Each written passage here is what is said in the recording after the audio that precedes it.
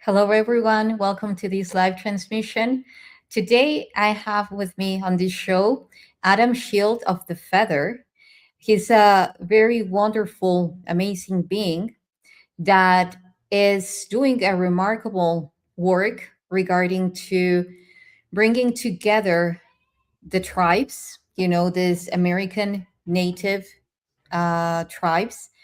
And he is actually from the Oneida and Washoe, uh, a tribal nation.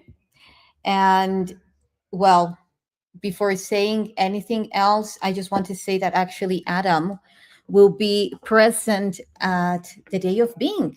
And not only at the Day of Being, he will also be at the Rise of the Guardians.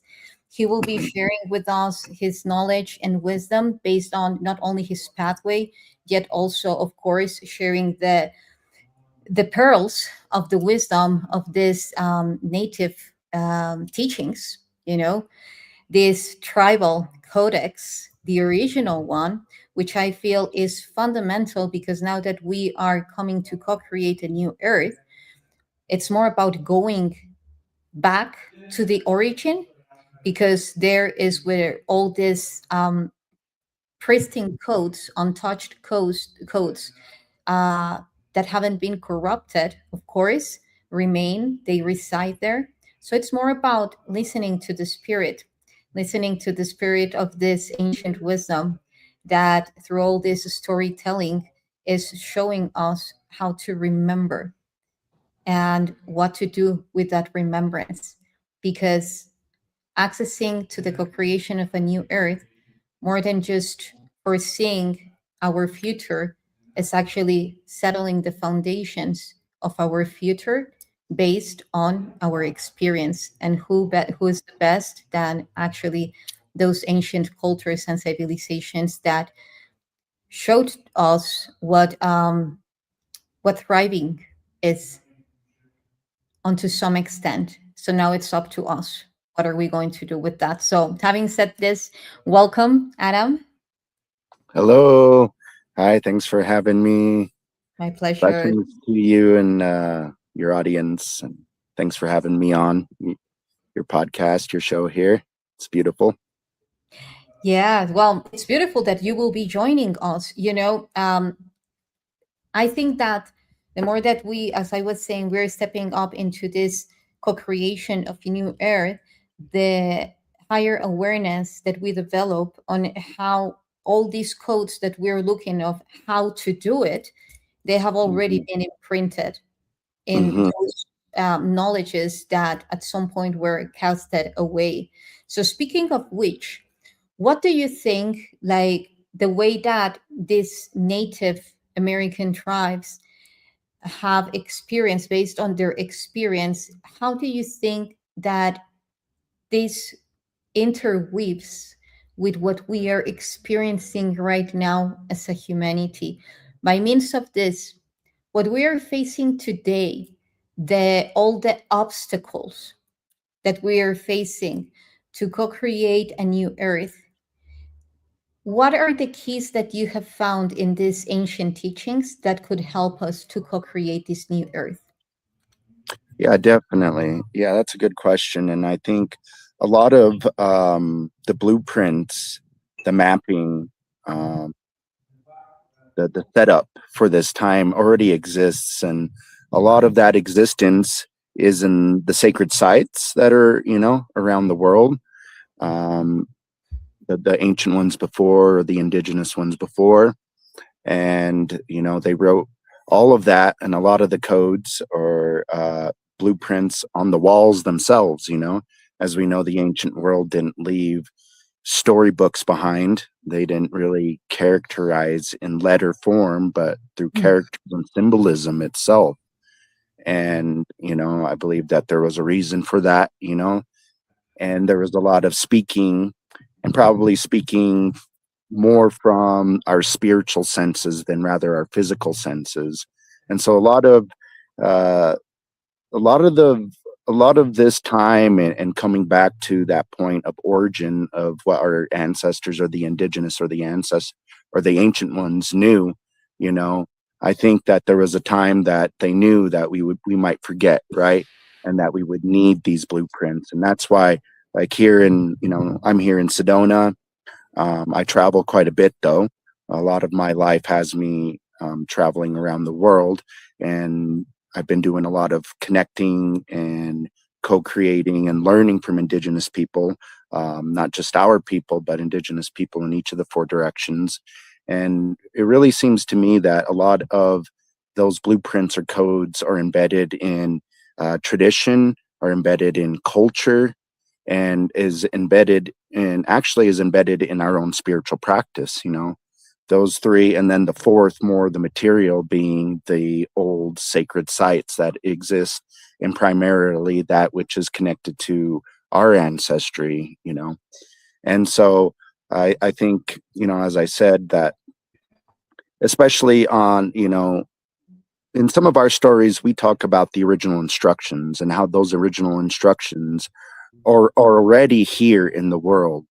And in some of the prophecies, they talk about a time where people would forget, and that people in this time of forgetting would be looking outside of themselves, trying to search, trying to seek, trying to grab something outside of themselves in order to, in order to really be back on, or to learn for themselves from where their ancestors were, and where they were primarily. So I think a lot of those of what we're talking about is in, you know, in the prophecy, that, as it says, as people would be searching outside of themselves, they would be looking to elders and those around the world that would either have walked the stars home, that wouldn't be here anymore, or through colonization, they wouldn't know the proper answers, or they wouldn't have the right information anymore.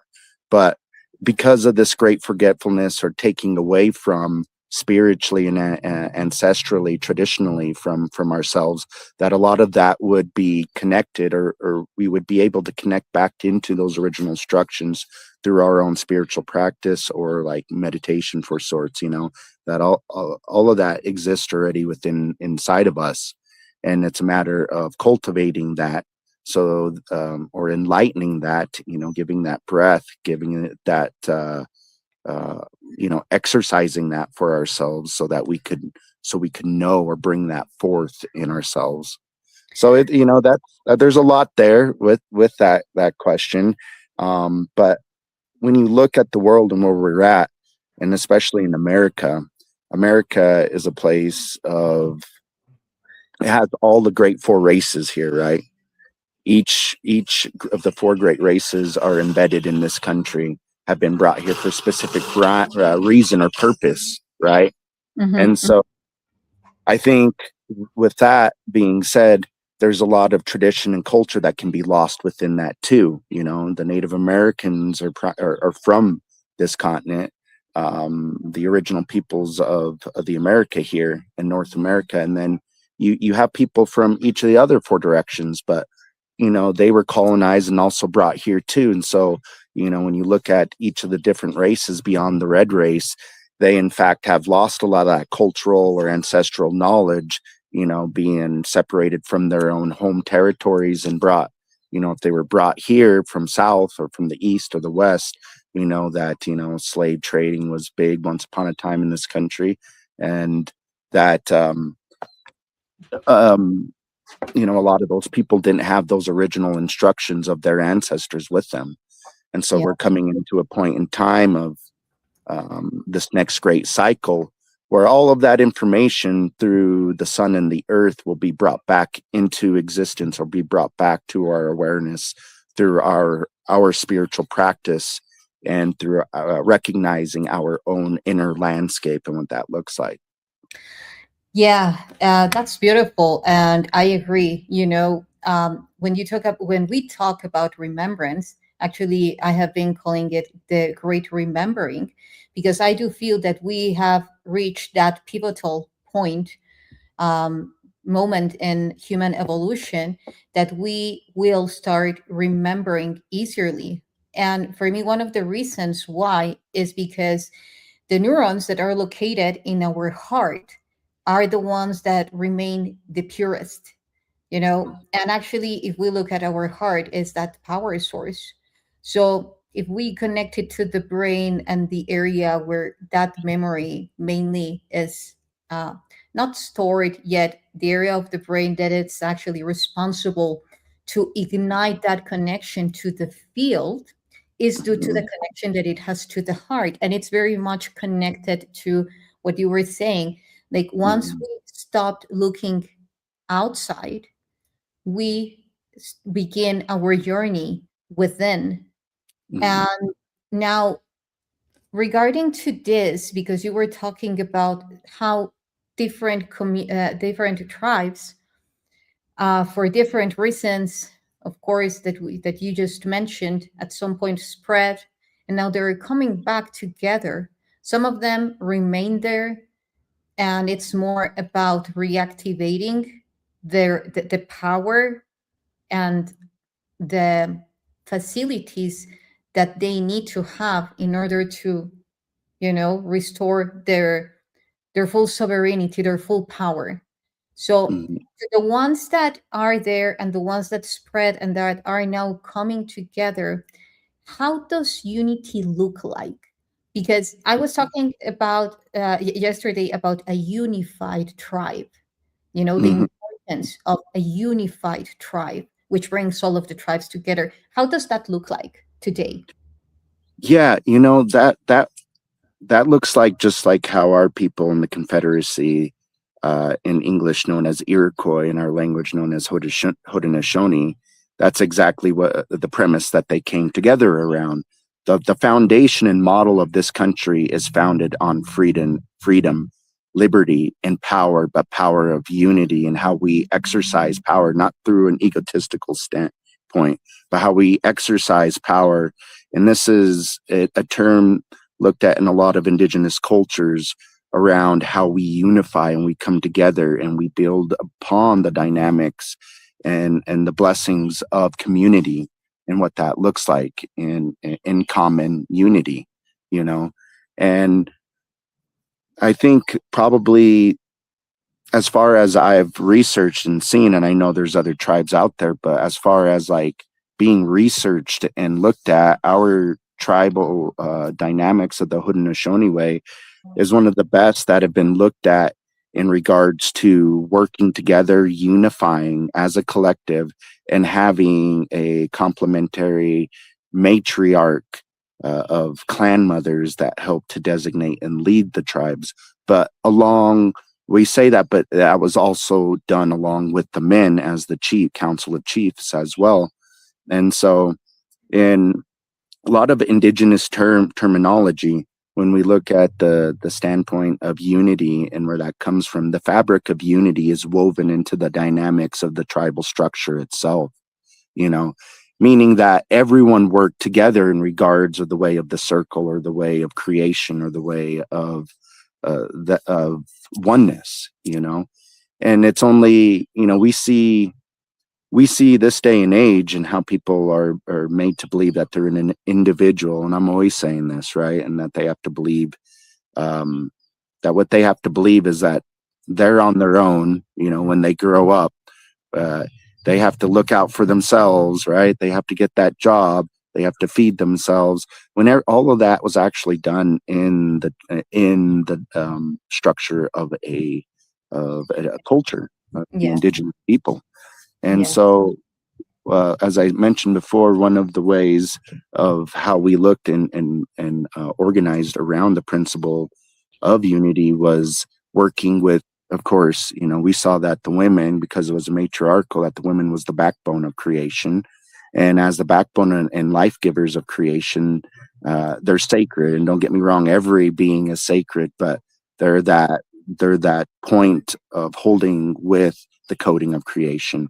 And then the man is the backbone that supports, that helps to initiate, that helps to organize, that helps to strengthen the backbone of creation, which is held with the mother, with the divine feminine. And then the man helping, as I said, to bring strengthening order, Mm. and yeah, community, making sure that the community is upheld in that way. So for Yeah. us, we called it power, Hmm. uh, but power in the way of how we organize and move together. Because, as I said, in a lot of our addresses, we're addressing not just the tribal governance or the tribal structure, but we're also addressing all of creation in our songs, in our ceremony, and everything that we do, that ultimately continues to tether that point of unity within all points of creation there, in each of the four directions there. So yeah, You know, unity is a big one. Go ahead.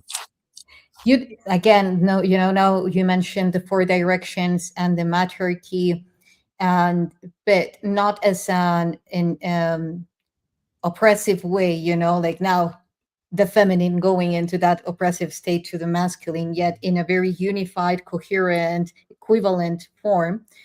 And I couldn't agree more, because if you ask me, or if I ask myself, what is unity to me?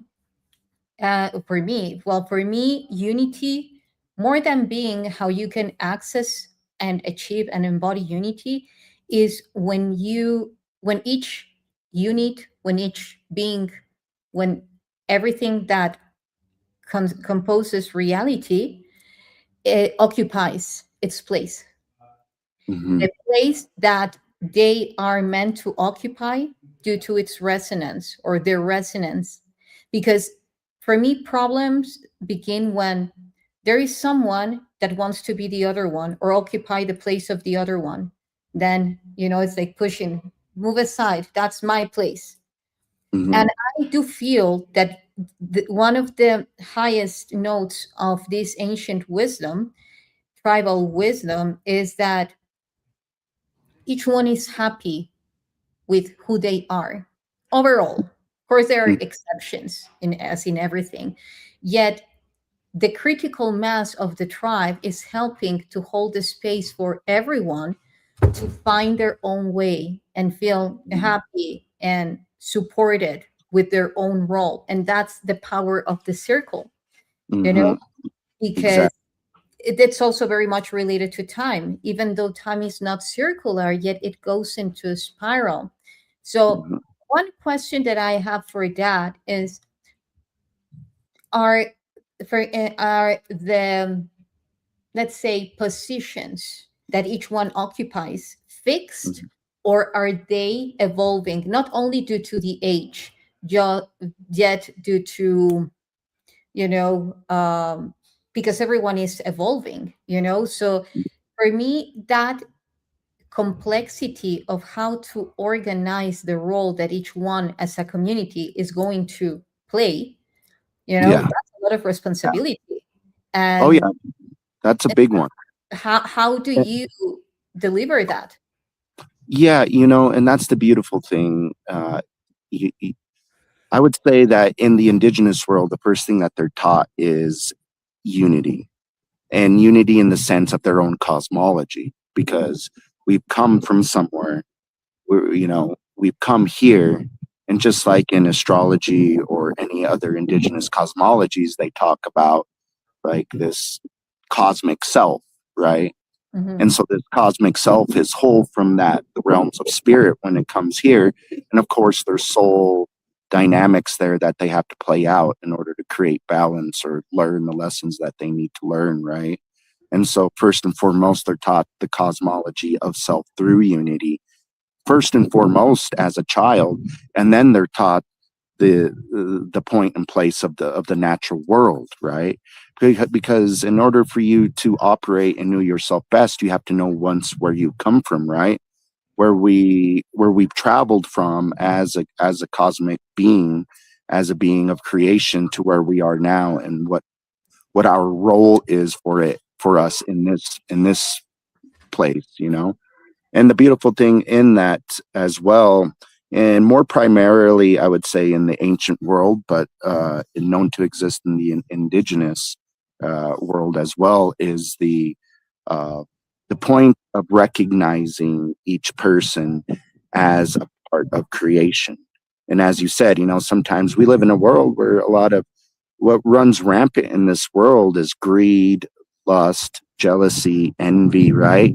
These are like the main ones that is like really has created a very I would say a world that can be very hard to navigate, right? Because all of those thought forms and things that we're generating outside of the of us on a subtle level creates form in some way, just like the colonization and all of that. And I'll get back to that, but to the point where the point of recognizing each other becomes pertinent or important, and in unity in in the way that the tribe moves and recognizes each other, is that, as I said, when you're taught your cosmology and who you are as a person, and your forecast or your generalization of a composition as now a human here playing a role, there's so much that goes into that, right?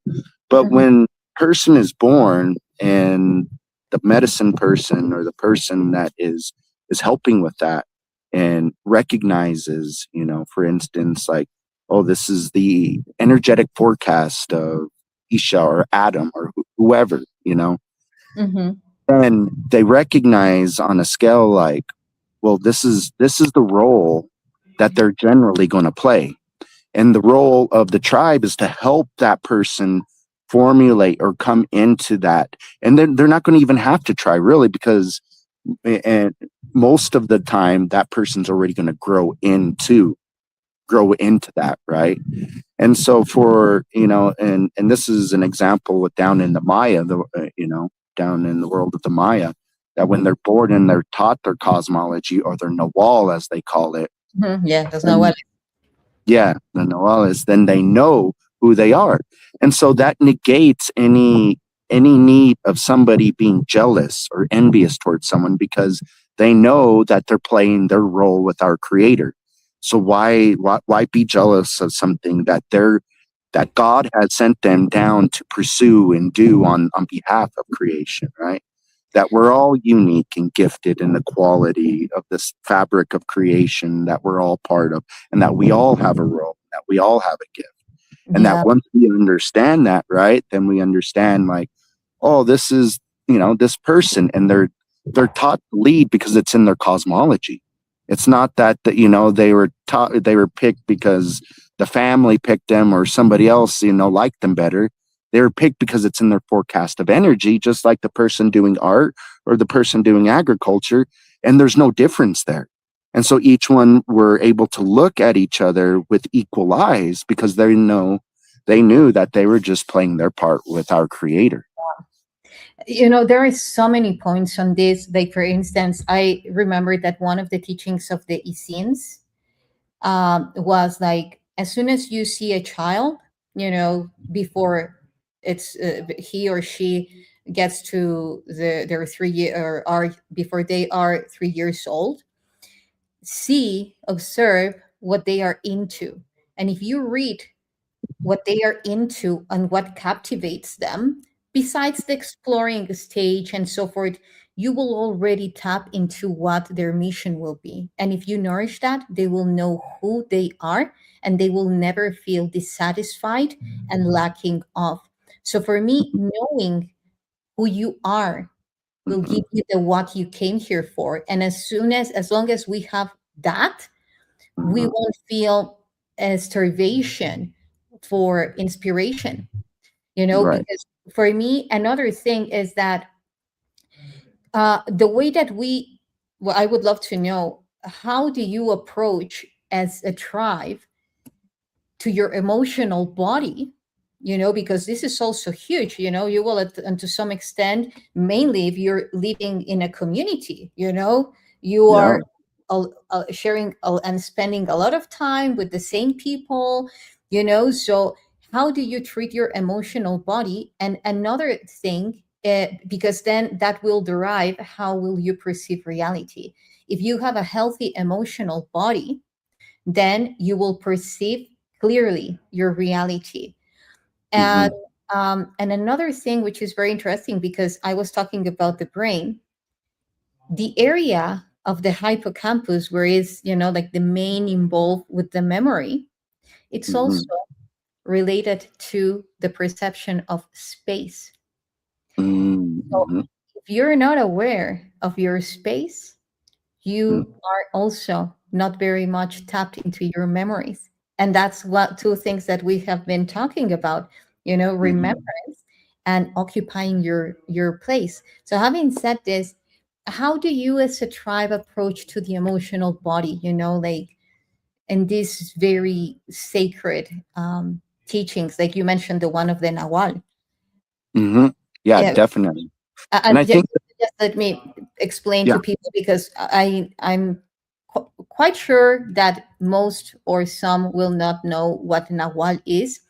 yeah. So, for my perception, and I would love for you to share yours, Nahual is a title that is being given to those ones who have achieved the capability to transfer their consciousness to an animal. They call it as their guardians, so for instance, when they will be initiated as eagle warriors, they will have to spend days in a chamber without food, without water, until they projected and transferred their consciousness to an eagle, and then leading the eagle to do something very specific, like travel through a portal in between two mountains.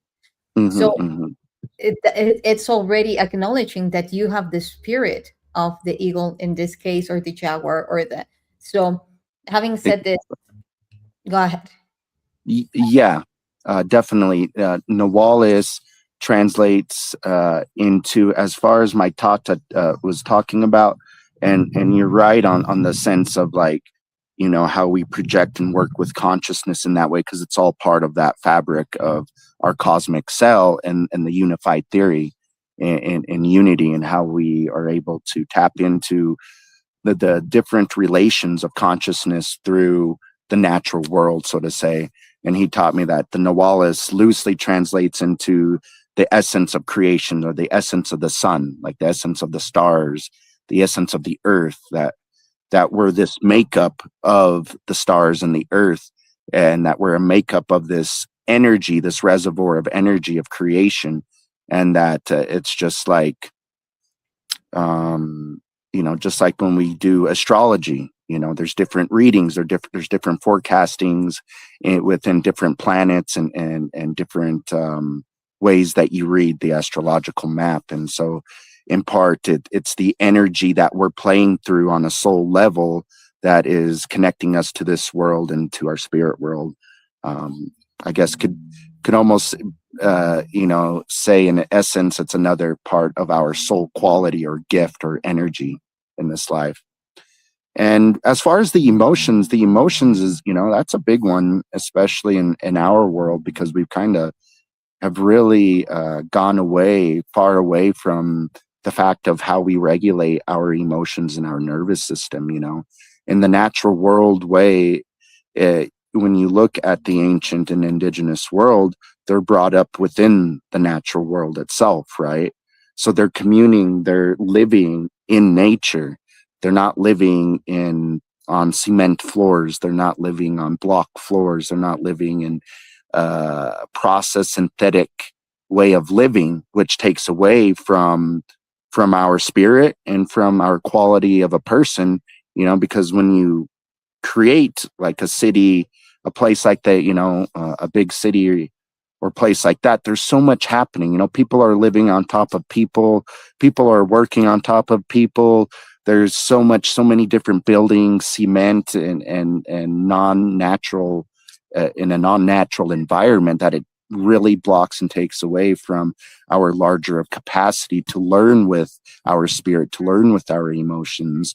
When in the indigenous the world, they would say, go sit with this tree, or go over here, go to this sacred site, go pray over here, because that the natural world has that element to help to regulate our emotions and nervous system. That's just the natural way. And of course, on top of that, eating, right? Eating from the bush, eating from the tree, eating from the animal, in essence. And now, we have all this processed foods that people are constantly taking in. On top of it, as I said, living in a cement or a building home, not rooted or grounded with the earth as we should be living. And then I would say that the last part of that is, we would also, for instance, like when a child would have a hard time or would be acting up, the old saying where it takes a tribe to raise the child, or to raise children, and literally it comes down to the roles of the aunties, the uncles, and the grandparents and the grandmothers, right? So if they were acting up emotionally, then it was they would say, and I've heard an elder say, they would send them to their auntie or uncle, and the aunties or the uncle would pass down or teach them, right? Or help to course correct them in the way they're acting up, or the way they're being. And so in essence, then that child is able to keep that love, or maintain that love for the mother and father, right?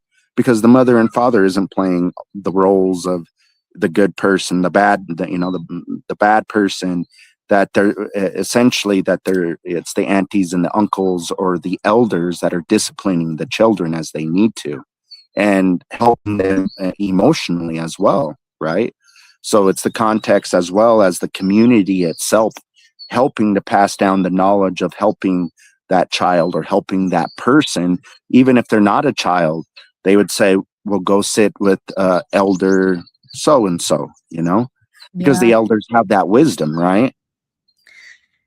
That's such an important topic because Coralo, who will also be at the Rise of the Guardians, the Day of Being, and the Return to Being, um, he was sharing because he lives in a city that they brought Atlantis back to life, through the city that they created. And he was pointing out that this is one of the most important things, which is the children are children of everyone in the community. Mhm. Everyone is equivalently responsible for the kids. And right now you will see here, and it's like, who are you going to trust your child with? you Mhm. know and I do feel that that's not only because, for instance, in this case, it would be okay, I need to get a nanny to babysit my daughter because I will be doing this and this. It's deeper than that. The fact that the seeds, the interstellar seeds, or the seeds from Earth or from the cosmos, are actually giving seeds of wisdom, knowledge, upgrading the consciousnesses of everyone that is actually involved in their own development. Because Mhm. I'm pretty sure that you have also seen this in your kids, that they are already coming with a way different level of consciousness. It's just more about holding the space for them to grow their own, to be themselves, you know. Mhm, mhm, It's just more mhm. about protecting their space so that they grow safely and freely, you know, to be who they truly are. Yeah, yeah, And which exactly. brings me to the next thing, because you also mentioned, I just touched upon it, the matriarchy. I was talking to yesterday in a show with Marsa, the elder Marsa of Hopi, and I told her that I have been receiving like this huge message, and I also have seen this in prophecies, in Yavapai prophecies, that they talk of the lady, of the red lady, you know, or the solar lady, different ways to translate that into English, of course, but it's mainly about what I perceive is the divine feminine energy, Mhm, um, teaching through love and providing that safety to the heart so that memories unfold. mhm, Because if you don't feel safe, then you just keep yourself shut down.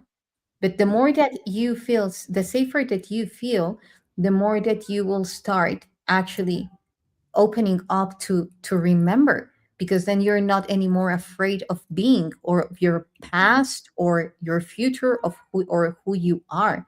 And just to summarize it, because there are so many levels, that this divine feminine, I feel that it's being called to help the arcs of new earth to be manifested into this reality. Because again, and I would love to hear your perception on this, um, for you, what is divine feminine, and what is the role that it is now, um, filling in this co-creation? Because for me, is we have come from ways of, you have to do this. Why? Because you have to. And then you created, or we created a society that as soon as you listen, you have to, it's like, mhm, why? Who are you to tell me that? And the divine, that divine feminine is more about, I will show you how to do this. And then through that, love inspires with the example, you know, which mhm. is highly different. And again, just to set one example, but I would love to listen, what is for you that divine feminine? Yeah, definitely. That divine or the divine feminine is the essence of creation, like I said, right? And for us, we're known as the best matriarchal society that has been witnessed to exist in the world, with a few other tribes that have been matriarchal as well. And so, that divine feminine quality in the way of the matriarchy is an important way of blessings of in how we regards and how we look at creation, and the way that the dynamics of the polarities of the man and the woman, right? The positive and the negative, because it is that generating point of the feminine and the masculine that helps to propel reality through existence of creation, of which we're embodying or holding, as an earth being, as a spiritual being, in regards to that. And so, for us, it was, as I said, it's the woman who procreate, right? They're the life givers in that way. And so they hold the most sacred blueprint with creation in that way.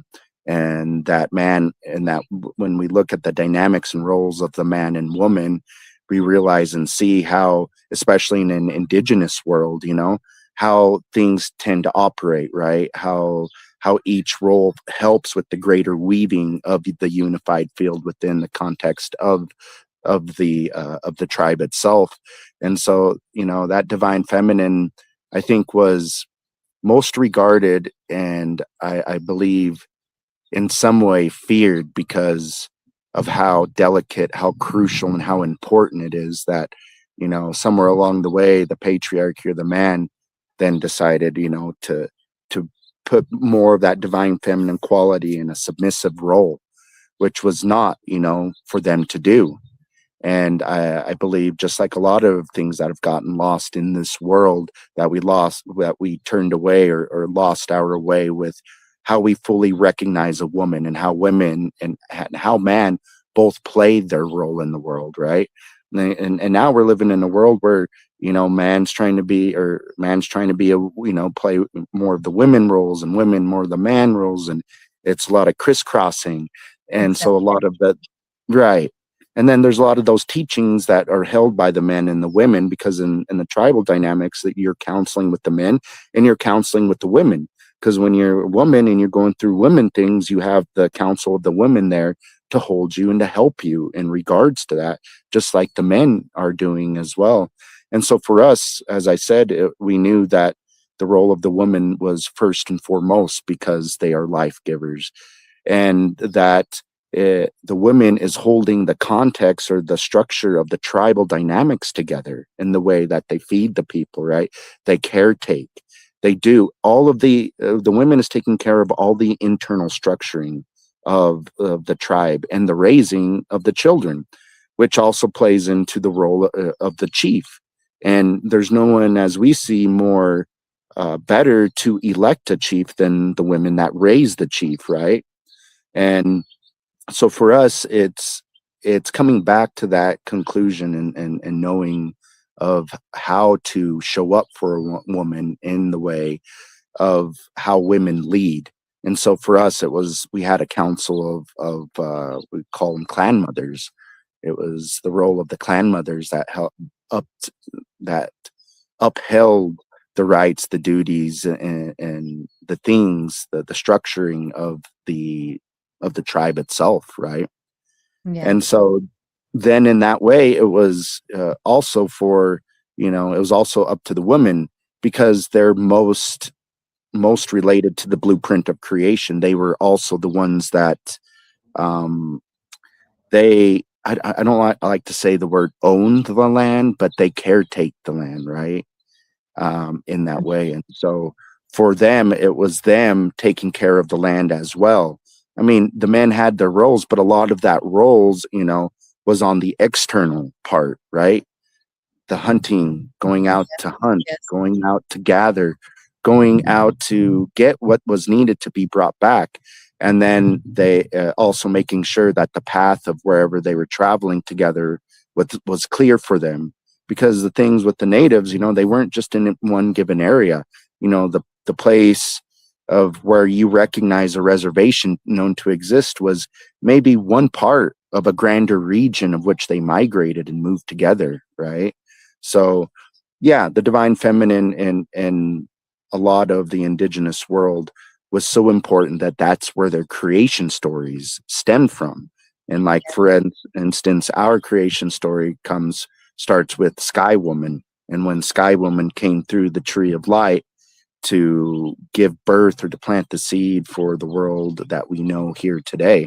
And every creation story starts with that divine feminine principle, and then builds into twins, twins within. Mhm.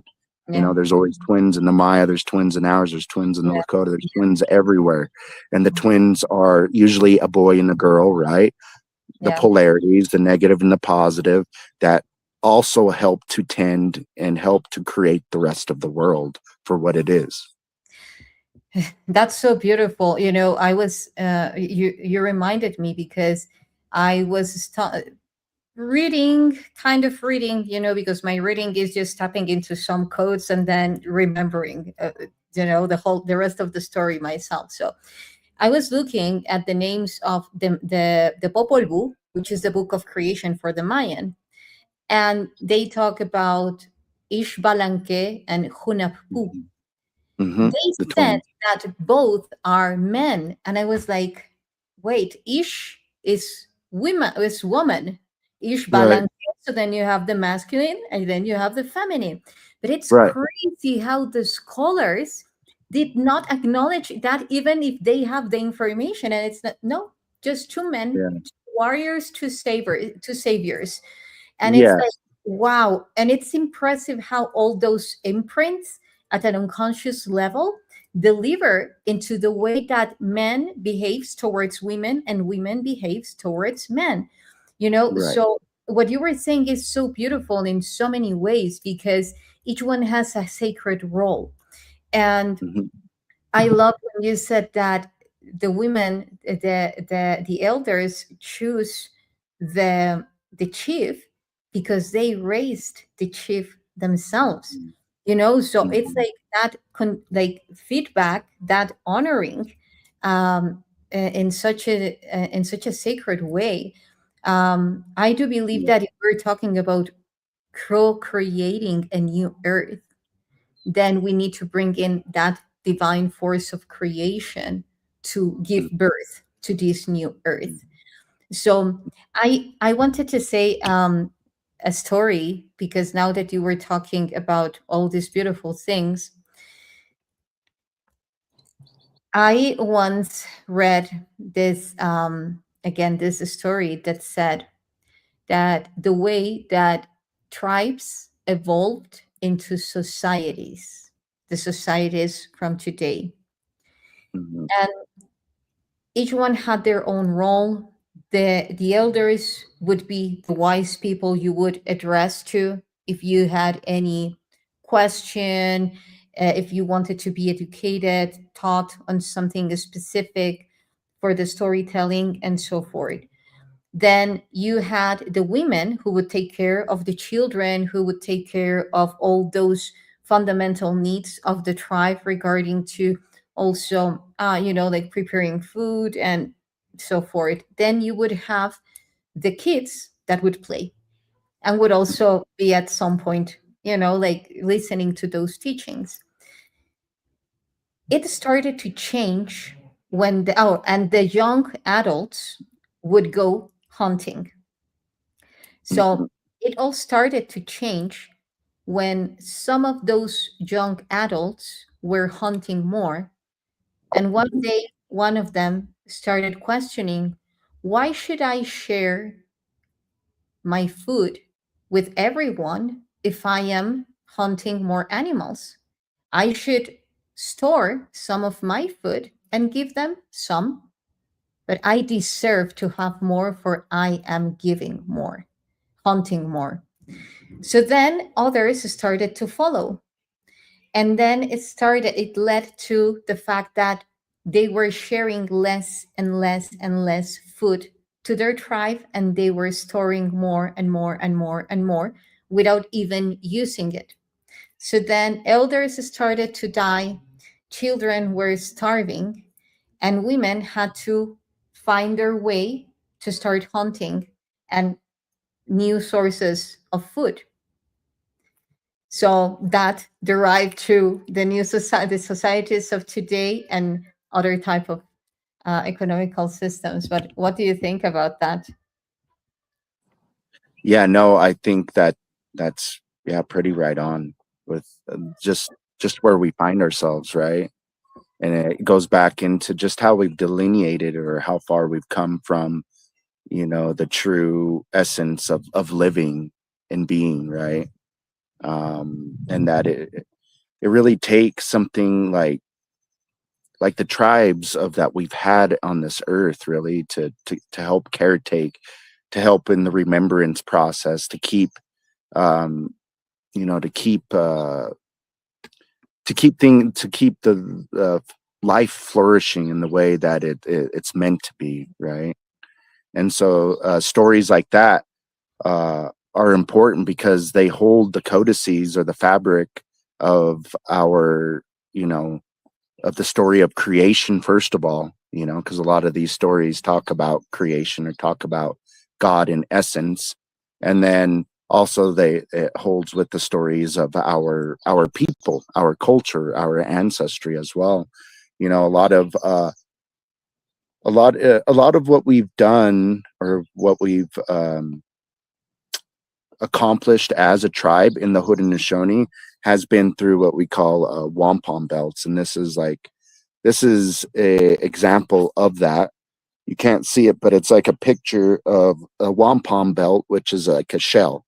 So this would Okay. all be shelling encased and woven together on what we would call a belt. And so this one signifies, this is the actual symbolism of our tribe, which symbolizes the unification of the tribes that are working together, that is composed of the Confederacy. So over here you have the Mohawk, here you have my tribe, the Oneida, and then here's the central keepers to the nations, which is the Onondaga Nation, and they caretake the central fire, and then you have the Cayuga and the Seneca as well. And so all of our stories were left on these things. So like this last weekend at the Eagle, Quetzal, and Condor, you know, we were we were talking, and one of the elders was talking, and it's great because it's beautiful to see indigenous people coming together and trying to reconstitute their you know their own governance, reconstitute the way that the country, or that their freedoms are taken away from them, so, and a lot of what this comes from is also, as I said, I think at the beginning, is the talk of freedom and sovereignty in our world. We were the first tribe, and actually the founding, like I said, I think that's why I said at the beginning, the founding of this country was founded on freedom and liberation and power of unity. That was the first, that was intentionalized into these lands long ago, before the colonizers came and took precedence over this land. And so the roots are seeped in that first and foremost, and when you take something like the founding fathers did, because a lot of the Constitution of the United States is inspired and based off of our Constitution of our Haudenosaunee people. Hmm. And it was the founding fathers of this country that it sat in our longhouses with our clan mothers, and our clan mothers were the ones, along with the chiefs, to teach them the great law of peace, which is the constitution of freedom to this country, to the tribal dynamics of which we are as a Haudenosaunee people. And so, once they sat with and they learned, and it's even quoted in one of the books about Benjamin Franklin questioning how, how they wanted to build a foundation and model of this country based around what these savages or these people were doing, that they recognize that they've been living under for thousands of years. And so I think it was, once they learned from that, it was also that our clan mothers told them, like, look, this isn't just ours, this is something, like something of this, of which how we come together and governance ourselves and live together, this is from creation. This is from, what we call Shugwedizu, or God. And so for anything that's given to the people from God, or a representative, like a deity of creation, of God, is meant to be kept in its whole and intact, in its whole and sacred way that it was brought forth to. And then when you take something like these founding fathers took, right? And because it was, again, our clan mothers told them, like, this isn't ours, this is for everybody that wants to follow the great law of peace. So once they took that back to their colonies and expressed and built the Constitution around it, our clan mothers told them that if or you do this, that you have to take into regards three things that are important, which is the seventh generation principle, which the seventh generation principle is how we keep things maintained and well for our future generations in the natural world, and through wisdom keeping, and through our lineage of how we introduce ourselves through our seven generations, which is our mother, father, and our grandparents on both of those sides. And so they were warned that, you gotta You have to keep in mind that seventh generation prophecy or the seventh generation principle. You also have to keep in mind righteousness or the way of the good mind, which was seen as the way we treat everybody with equanimity, with fairness, with justice, right? And then the third being taking care of women, right? The role of women in governance as well. And what did the founding fathers of this country do? They took, right? They made it patriarchal. They did not ever, and they have not ever since the founding of this country kept the seventh generation in mind, because if they did, we would see a different world or country at least. And Yeah. then third and finally is that they took rights away from women, right? Yeah. You know, women weren't even allowed to vote until the 1900s, the 1920s. And who do you think helped lead that movement uh, with the women protesting? It was our clan mothers that helped to raise the awareness and encourage the women of the United States to get up and do something about That's amazing. That's it. amazing. Wow. Honor to them. Honor to them and to your tribe and everything that you are doing. Seriously. Yeah, thank Uh, you. yeah. I have a question regarding to the symbol of your tribe. You have um, you have cubes or rectangles. Yeah, Why? these ones you're talking about. Why? Why rectangles or squared figures instead of Okay. triangles or, you know? Yeah, so this represents the house because we're not teepee dwellers, and that's I think that's something that a lot of people get confused with the Native Americans, is that they think they're all teepee dwellers, when in fact most of indigenous people, it was like in the in the mountainous areas, there's a certain part, in the Great Plains area of this country, that there's more recognized teepee dwellers. We are longhouse, so we didn't live in a teepee structure. We lived in a house structure, which also plays on that part of unity, because it represents our ancestral house, it represents the house of creation, and it represents where the man moves in to the clan of the woman. And so then the man is also living in one of these houses. So it represents each house or each nation. And there's 5, there's 6 now. But at one point, who knows? There could have been a lot of nations governed under the Confederacy or the Great Law of Peace that the peacemaker brought forward. And so each one of these is a house. And then the center is the pine, which is the connector, is connecting each house, which is the Great Law of Peace, under the premise of the Great Law of Peace.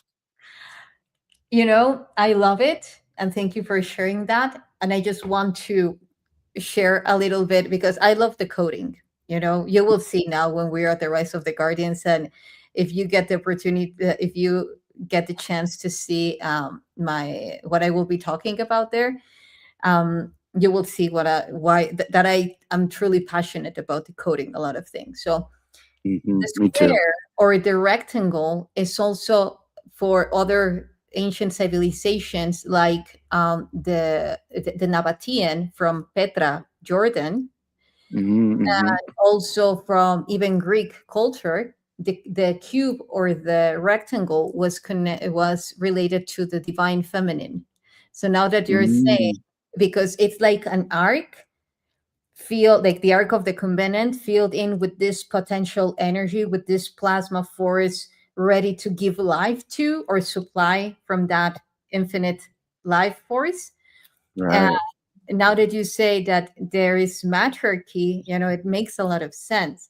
And also it's very much connected to the part of the brain where you can interdimensional travel, because the holy of holies in temples like in Egypt is that arc that is filled Hmm. with the life force. And if you put together the pine at the center, it's like the pine cone, like the pineal gland. Yeah. So yeah.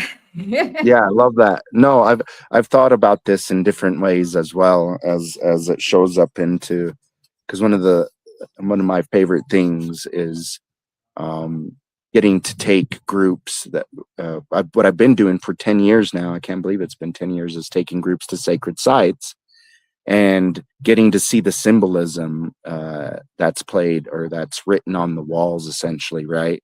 And I Mhm. love the fact that you mentioned that this represents, feminine in Greece and other, because there's a lot of parallels that's so interesting and neat across our human family around this world that plays in part two, which, some did know or some didn't know, and maybe was part of some information that was brought over here or constituted here at some point, right? Yeah, Yeah, so yeah. I love that.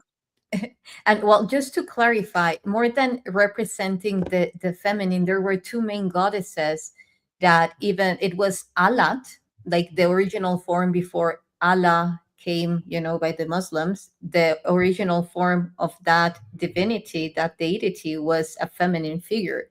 And it was represented by the cube because they would say also that gods or such a divine form of source cannot be represented in a human form. It needs to stay and preserve the laws of the universe, which is geometrical figures. That Mhm. they keep interconnected with everything, like the very same fabric of space-time and the fabrics that are weaving, all these geometries. So, and Right. the other one in Greece was Rhea, or Rhea, that is the wife of Kronos, and you know how they relate now Kronos to yeah, Yeah. long story, Yeah. Yeah. but Yeah. I will be mentioning that actually some of those things that they're in Yeah. the Donna, so Oh, that's uh, amazing.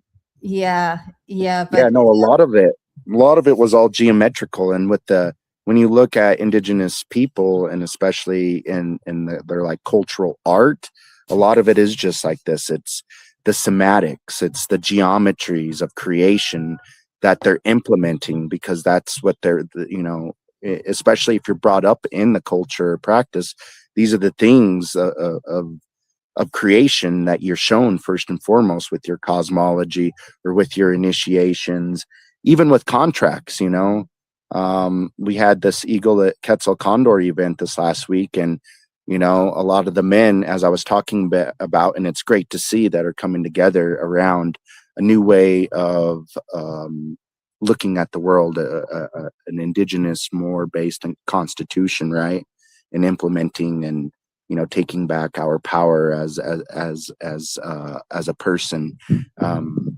as a natural person of the natural world, right?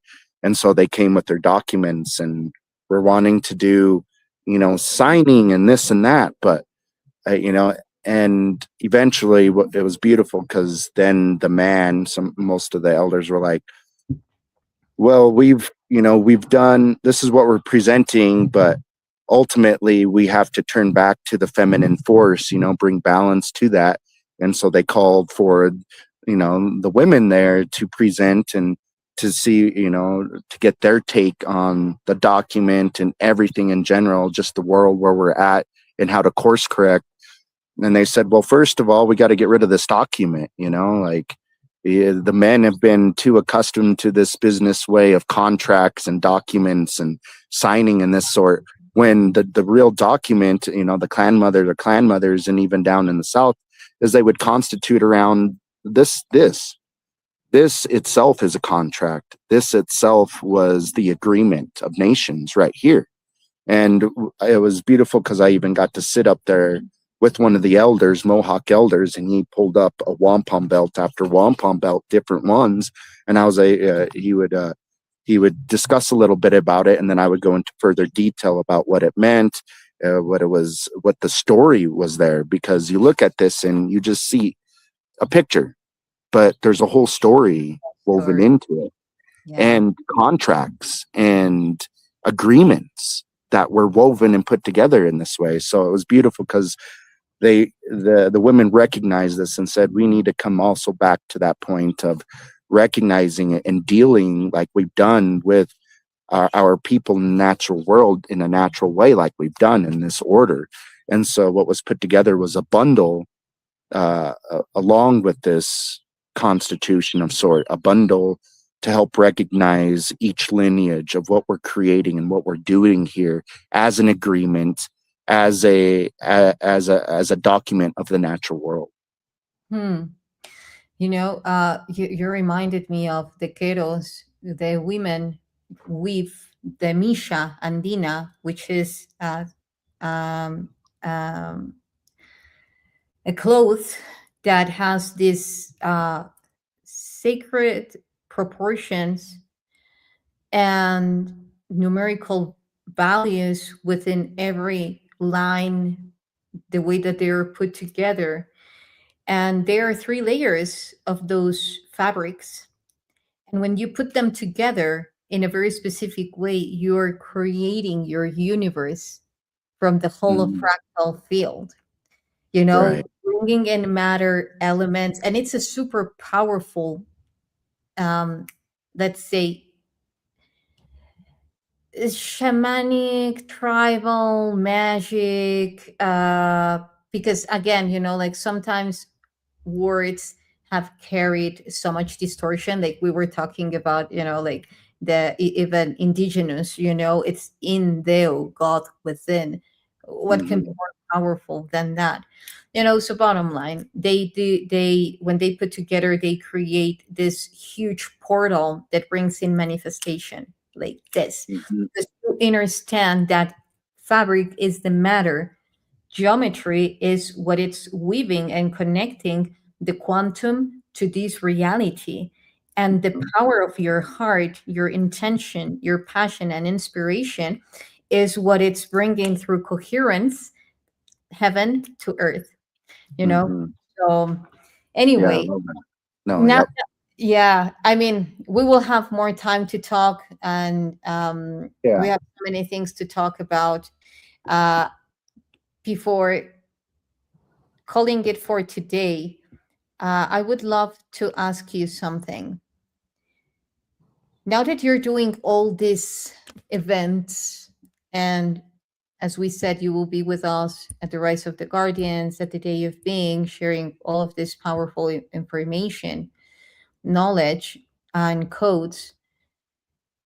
What do you wish for this new earth, and how your tribe, your united tribe, will relate to this new earth? How do you wish this to happen?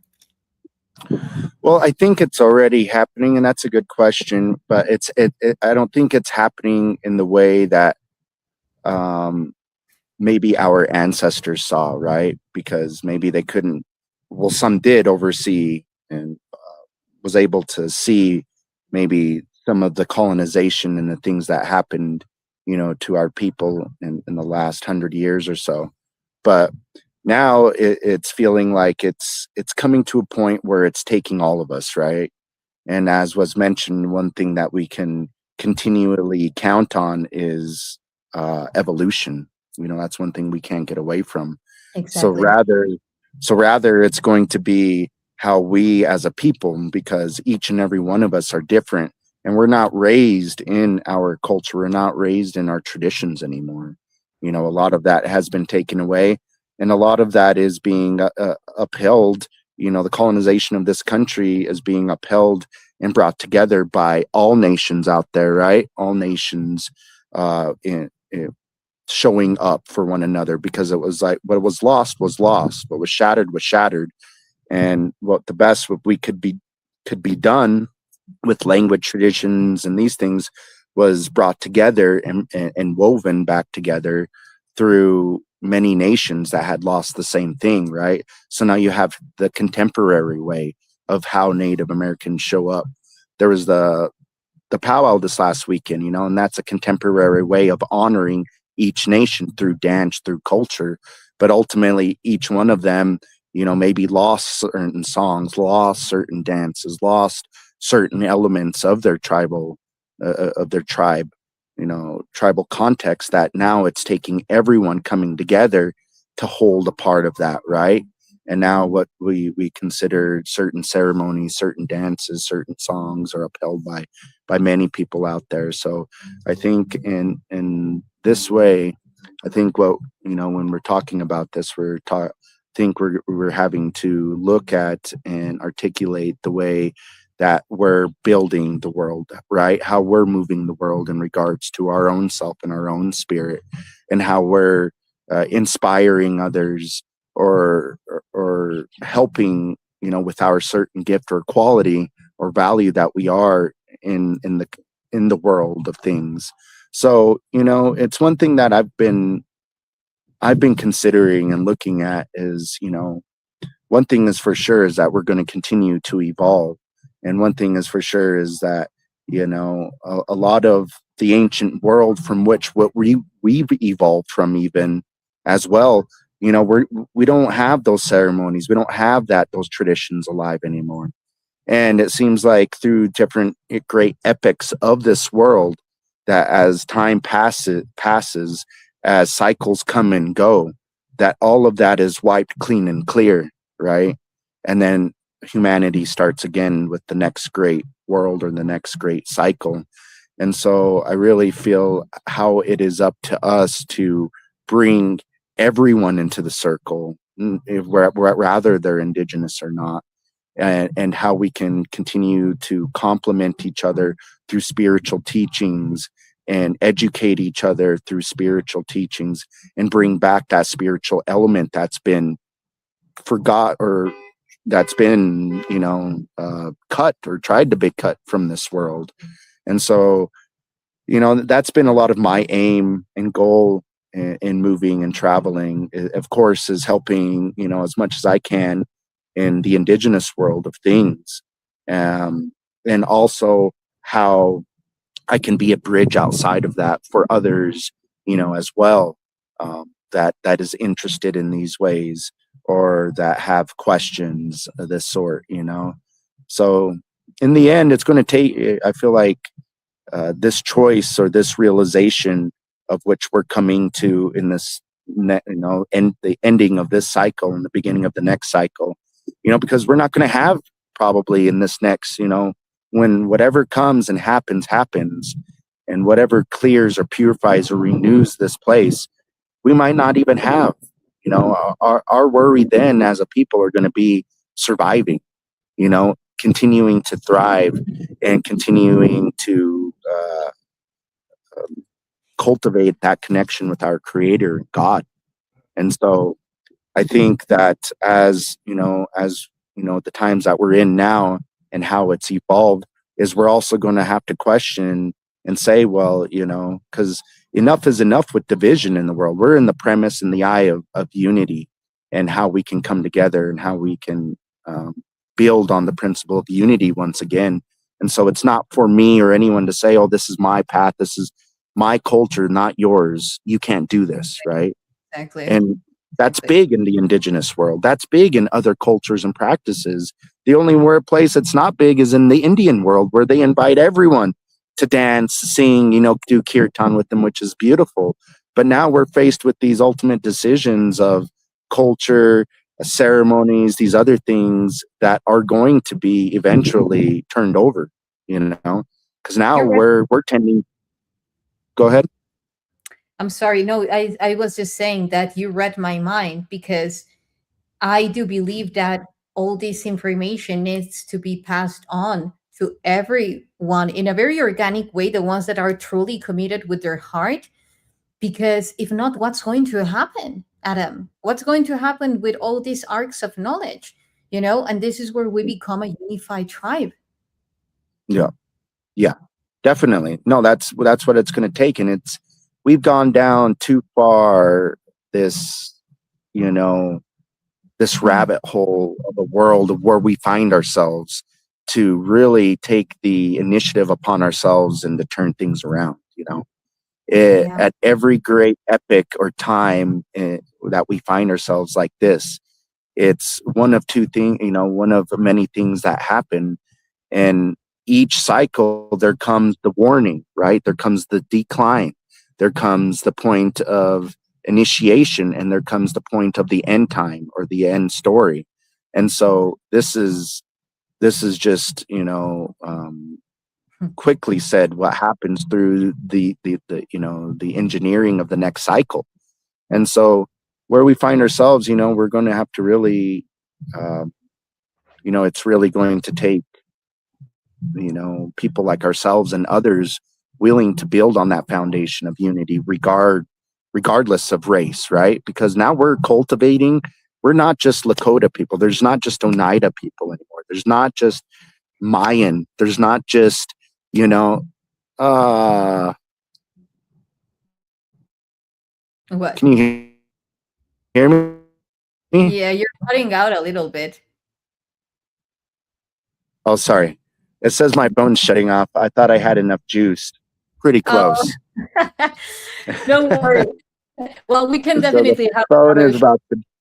Yeah, don't worry. We have so many things to talk about, so we will definitely be doing another show. I just wanted to thank you for your presence. Is there anything that you want to say before your phone goes off? If it hasn't already. Okay, I think we lost him for now. You can find him in Sedona. I will be sharing the information where you can find him, and you can also find us at the Rise of the Guardians at the Day of Being, and we will also be having the Return to Being retreat. The purpose of this show, along with other shows that I have been doing, like the one yesterday, bringing in Marcia Miller and now Adam Shield of the Feather, is to, as co-founder of the Way of Being Foundation, and bringing them into these events, is because we have reached a critical stage in human evolution.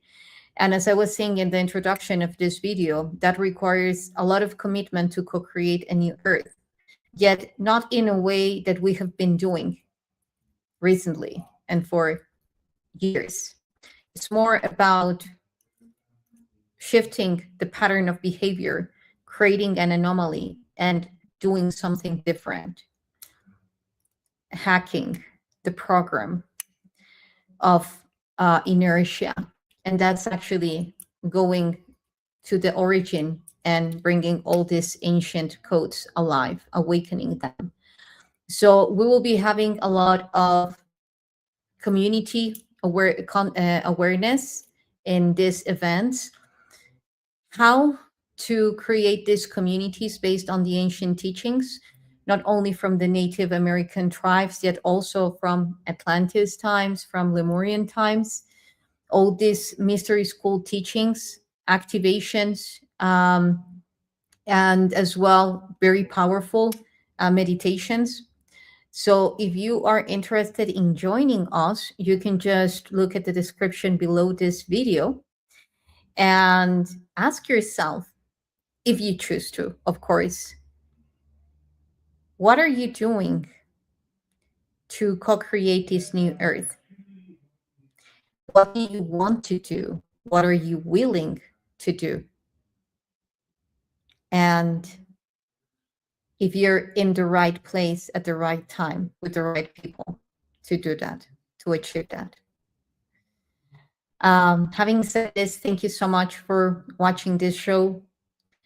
I will be already doing the next live there at a very magical place in Sedona. So stay tuned. And thank you so much for your beautiful presence in resonance, your messages, and love you, beautiful soul tribe. Until next time. Hunuk.